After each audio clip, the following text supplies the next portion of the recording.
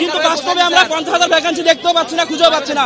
আর 7 বছর ধরে আমরা রাস্তায়, নোটিশ থেকে শুরু করে ইন্টারভিউ প্রকাশের জন্য আমরা 7 বছর ধরে রাস্তায়। আর কতদিন রাস্তায় ঘুরবো? মাননীয় পর্ষদ সভাপতি এবং মাননীয় মুখ্যমন্ত্রী আমাদের বলে দিক আমরা কতদিন এভাবে রাস্তায় আমরা রাস্তা বানিয়ে দেয়, এমনকি কলার ধরে এখান থেকে সরিয়ে নিয়ে যাচ্ছেন বিধানসভার সামনে থেকে। কিন্তু বিধানসভার তাদের এই আচমকা অভিযান পুলিশের কাছে আগে থেকে কোনো রকম ইনফরমেশন ছিল না। তার ফলে বিধানসভার যে দুটি রাস্তা যেখান থেকে বিধানসভায় যাওয়া যায় সেই দুটি রাস্তা পুলিশের তরফে কোনো রকম ব্যারিকেড করা ছিল না। দেখা যাচ্ছে উত্তেজনার পরিস্থিতি ফের একেবারে বিধানসভার গেটের কাছে, এবং এই যে উত্তেজনার পরিস্থিতি ক্যান্ডিডেট অজ্ঞান হয়ে গেছে, আমাদের একটা ক্যান্ডিডেট অজ্ঞান হয়ে গেছে, মারছে পুলিশ, হেলমেট দিয়ে মারছে, হাত চালাচ্ছে। বলতে বলতে আরো একজন পড়েছেন দেখা যাচ্ছে, এবং আরো একজন যিনি অসুস্থ হয়ে পড়েছেন দেখা যাচ্ছে। সামনে পুলিশ এখান থেকে সরিয়ে নেওয়ার চেষ্টা করছিল যারা এখানে বিক্ষোভ করছিলেন, এবং বলতে বলতে দেখা যাচ্ছে যে অসুস্থ হয়ে রয়েছেন একজন। প্রচুর সংখ্যায় এখানে বিক্ষোভকারী যারা বিক্ষোভ চালিয়ে যাচ্ছেন, এবং একজনকে কিছুক্ষণ আগে আমরা অসুস্থতা দেখেছি, ডিসি সাউথকে আমরা দেখছি। একেবারে আবির, তুমি আমাদের সঙ্গে থাকো। পুলিশের সঙ্গে তর্কাতর্কি চলছে এই মুহূর্তে বিক্ষোভকারীদের, টেট উত্তীর্ণদের, যারা বলছেন আমাদের অবিলম্বে নিয়োগ চাই। সুকান্ত,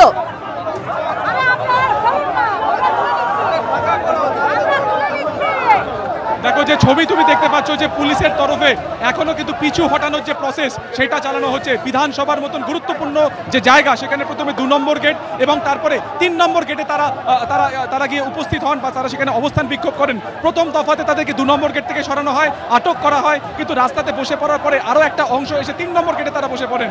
এবং এই মুহূর্তে দেখা যাচ্ছে একজন চাকরির প্রার্থী অসুস্থ হয়ে পড়েছেন, তাকে চ্যাংদলা করে তাকে রীতিমতো এখান থেকে নিয়ে যাওয়া হলো, এবং বাকি যারা রয়েছেন তাদেরকে ক্রমাগত এখান থেকে একেবারে রাজভবনের দিকে যে রাস্তা রয়েছে সেদিকে তাদেরকে নিয়ে যাওয়া হচ্ছে। অর্থাৎ যে কোনো মূল্যে পুলিশের যেটা লক্ষ্য যে বিধানসভার মতন যে গুরুত্বপূর্ণ জায়গা সেই জায়গা থেকে খালি করা হোক এই অ্যাজিটেটর বা যারা বিক্ষোভ দেখাচ্ছেন তাদেরকে।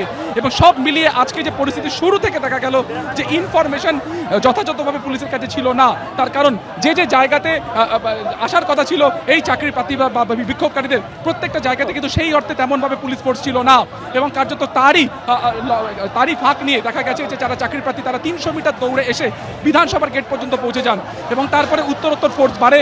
আরও কিছুক্ষণ আগে একজন আইপিএসের নেতৃত্বে বিশাল সংখ্যক পুলিশ ফোর্স তারা এখানে আসেন, এবং তারা যে কোনোভাবে এই যে গোটা চত্বর রয়েছে সেটাকে তারা বিক্ষোভকারীদেরকে তারা আটক করার চেষ্টা করছেন এবং গোটা যে জায়গা তাকে খালি করার চেষ্টা করছেন। কিন্তু বিক্ষোভকারীদের একটা অংশ এখনও তাদেরকে আটক করা সম্ভব হয়নি, তারা এখনও কিন্তু একভাবে তারা অবস্থান বিক্ষোভ দেখিয়ে যাচ্ছেন, তারা কিন্তু বিক্ষোভ দেখিয়ে যাচ্ছেন। একেবারেই সুকান্ত, তুমি আমাদের ছবি দেখাতে থাকো। এই মুহূর্তে তুমুল উত্তেজনার পরিস্থিতি বিধানসভার 2 নম্বর এবং 3 নম্বর গেটে, কিন্তু দফায় দফায় উত্তেজনার পরিস্থিতি তৈরি হচ্ছে। একজন বিক্ষোভকারী যিনি ইতিমধ্যে অসুস্থ হয়ে পড়েছেন তাকে সরানোর ব্যবস্থা হয়েছে, কিন্তু পুলিশের সংখ্যা অত্যন্ত দ্রুত বাড়ানো হয়েছে। সৌমিত্র রায় রয়েছেন আমাদের সঙ্গে। সৌমিত্র, দেখো পুলিশের সংখ্যা সময় যত এগোচ্ছে পুলিশের সংখ্যা ততই বাড়ছে বিধানসভার গেটের বাইরে। বিধানসভা 2 নম্বর গেটের সামনে যে উত্তেজনাটা ছিল সেই উত্তেজনা এখন এসে পড়েছে বিধানসভার 3 নম্বর গেটের সামনে। দফায় দফায় উত্তেজনা হচ্ছে বিধানসভার গেটের বাইরে। তোমাকে যেমনটা বলছিলাম যে 2022 স্টেট পাস যারা চাকরি প্রার্থী তাদের আজকে কর্মসূচি ছিল। সৌমিত্র সঙ্গে থাকে, একটু শুনে নি কি বলছেন তারা।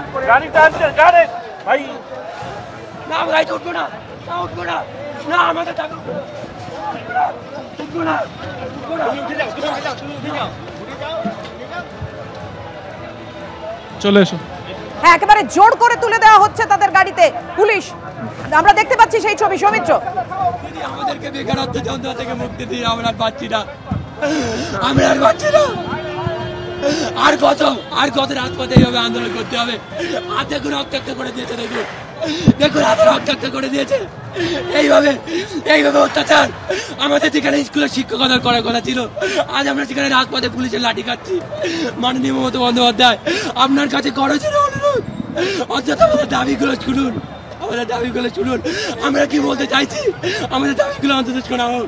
আমাদের 50,000 শূন্য পদে নিয়োগ বিজ্ঞপ্তিতে আমাদের বেকারত্ব থেকে মুক্তি দিয়ে আর পাচ্ছি না। কুসুমিতা, তুমি শুনতেই পেলে একজন চাকরি প্রার্থী, তাকে ধরপাকড় করার পর যখন প্রেজেন্ট ভ্যানে তোলা হয়েছে তিনি অঝরে কাঁদছেন এবং তার তরফে যেটা অভিযোগ করা হচ্ছে যে পুলিশের তরফে তার হাতে আঘাত করা হয়েছে এবং তিনি বলছেন যে তারা 2022-এর টেট পাস চাকরি প্রার্থী, তাদের আজ থাকার কথা স্কুলে, বিদ্যালয়ে পড়ানোর কথা, কিন্তু তারা রয়েছেন রাজপথে, আন্দোলনে রয়েছেন, বিক্ষোভে রয়েছেন, বিধানসভার গেটের বাইরে তারা রাস্তায় বসে পড়ে, রাস্তায় শুয়ে পড়ে এবং পুলিশের সঙ্গে তারা কার্যত ধস্তাধস্তি করে এই আন্দোলনে রয়েছেন। এমনটা তো হওয়ার কথা ছিল না, তেমনটাই বলছেন চাকরি প্রার্থী।